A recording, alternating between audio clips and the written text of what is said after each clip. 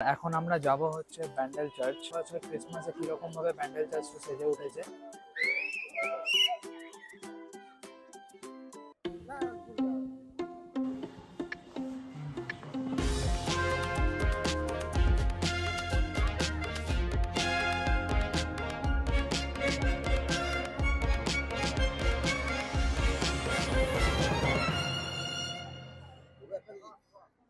Hello friends, কেমন আছো সবাই? এখন আমরা আছি নৈহাটি জাংশনে, আর এখন আমরা যাব হচ্ছে ব্যান্ডেল চার্চ। ক্রিসমাস এসে গেছে, তো সেটাই আমরা দেখবো যে এবছর ক্রিসমাসে কিরকম ভাবে ব্যান্ডেল চার্চটা সেজে উঠেছে।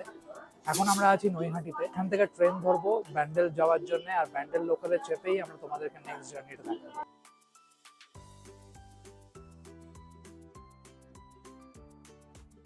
জাস্ট ট্রেনটা এলো, তোমরা দেখতেই পাচ্ছ পাশে যে ট্রেনটা আছে, এই ট্রেনটাই হচ্ছে ব্যান্ডেল লোকাল। নৈহাটি থেকে প্রায় 1 ঘন্টা পর পর এই ট্রেনটা ছাড়ে।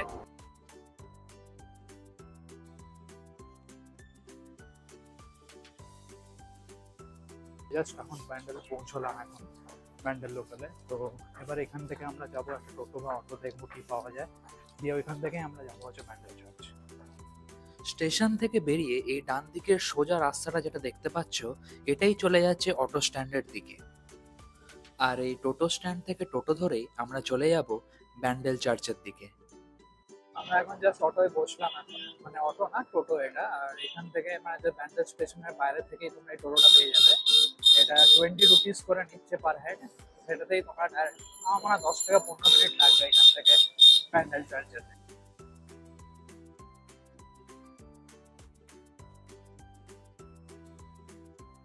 আমরা পৌঁছে গেছি ব্যান্ডেল চার্চের সামনে, আর চার্চের গেটের বাইরে এই সুন্দর ফুলের গ্রাউন্ডগুলো দেখে খুবই ভালো লাগছিল।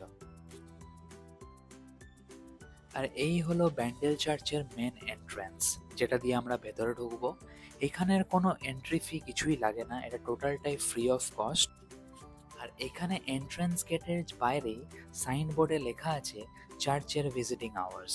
সেটা হচ্ছে সকাল 8টা থেকে বিকেল 4:50 অবধি।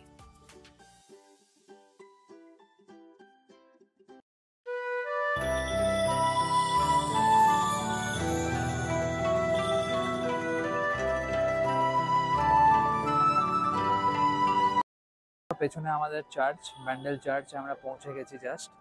দিয়ে ভেতরে ঢুকে দেখবো যে ভেতরটা কিরকম কি সাজাচ্ছে। এখনই দেখতে পাচ্ছি যে অলরেডি ওপর দিকে পুরো লাইট ফাইট দিয়ে সাজানো হচ্ছে।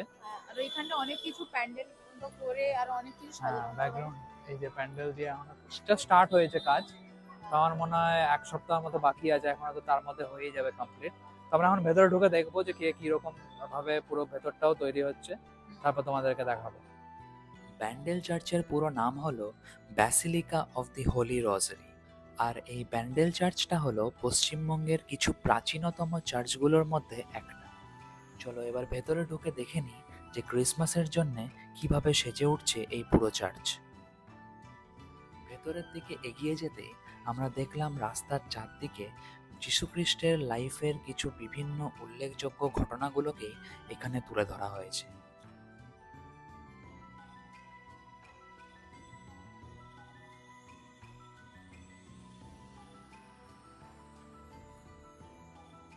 এখানে চার্চের কিছু রুলস আর টাইমিংস লিখে রাখা রয়েছে, এগুলো তোমরা একটু চেক আউট করে নিতে পারো।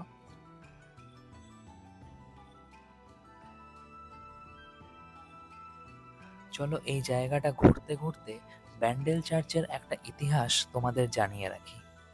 1599 সালে পর্তুগিজরা এই চার্চটা নির্মাণ করলেও 1632 সালে মোগলরা আবার সেই চার্চটা ভেঙেও দেয়। কিন্তু 1660 সালে গোমেজ দে সোটো পুনরায় চার্চটাকে আবার নির্মাণ করেন। চলো তাহলে চার্চের বাইরে এই বাগানের বাকি অংশটুকু আমরা সিনেম্যাটিক ভিউ এর দ্বারা একটু দেখে নিই।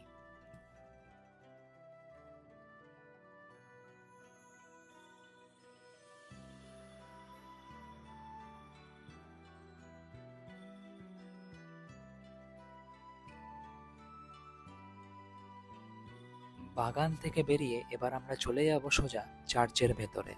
চার্চের ভেতরে সব জায়গায় ফটোগ্রাফি না অ্যালাউড হওয়ায় আমি তোমাদের সবকিছু তো দেখাতে পারবো না, বাট যতটুকু দেখাতে পারবো সেটাই তুলে ধরবো এই ভিডিওতে।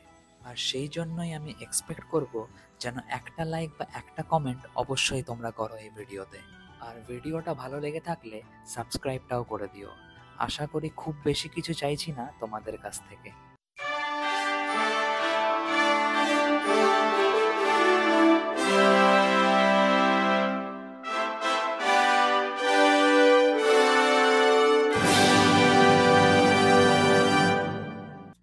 এখানে সবাই মোমবাতি জ্বালিয়ে ঈশ্বর প্রভু যীশুখ্রিস্টকে প্রণাম জানাচ্ছেন।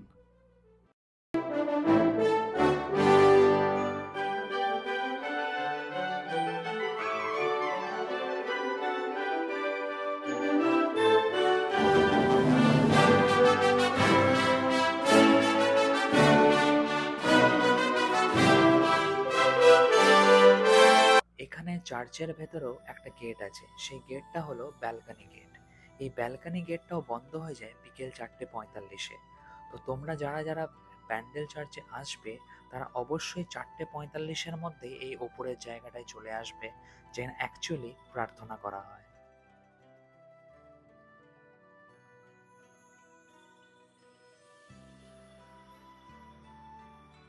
চার্চের ওপরের এই জায়গাটা থেকেই দেখা যাচ্ছে দূরের সেই জুবিলি ব্রিজ, আর সঙ্গে চার্চের বেলটাও এখানেই দেখতে পেয়ে গেলাম।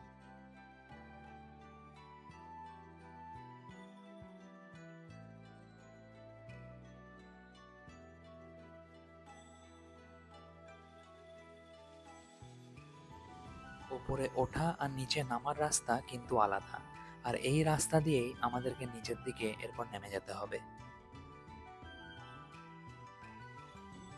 এখানেই শেষ করছি আজকে আমাদের এই ব্যান্ডেল চার্চের জার্নিটা। ভিডিওটা ভালো লেগে থাকলে একটা লাইক, একটা কমেন্ট আর সাবস্ক্রাইব করতে কিন্তু ভুলো না যেন, কেন কি তোমাদের একটা সাবস্ক্রাইব আমাকে অবশ্যই হেল্প করবে এগোতে। Thanks for watching my video guys. Please do like, share, comment and subscribe and hit the bell icon. My name is Prashun. See you in the next video. Bye.